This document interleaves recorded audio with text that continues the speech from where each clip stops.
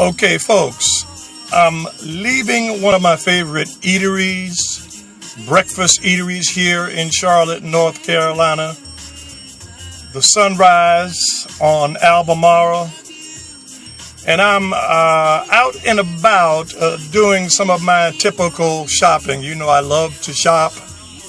I inherited that from my dad, and I love to dress as best regardless of the occasion that I can. But I want to reiterate to you this message that I'm going to take you on a journey through. Multi-ethnic discipleship, advancing the cause of Christ.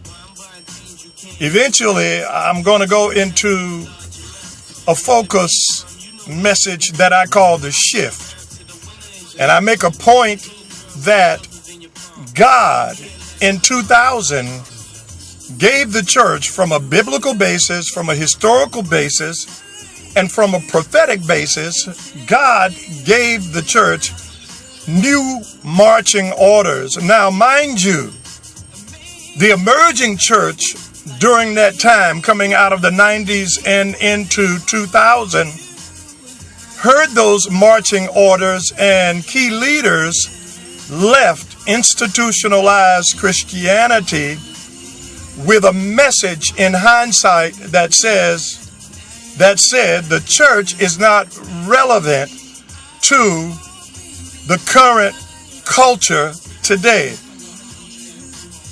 I'm not speaking about relativism, that is conforming Christ to society and taking God's word to a low base level and low rating the sovereignty of God.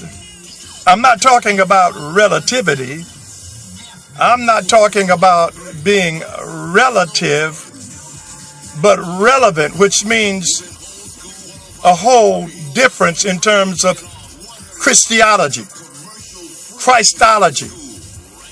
which basically means reaching people where they live, coming alongside of them, and then bringing them up to the standards of God's word. God gave the church new marching orders.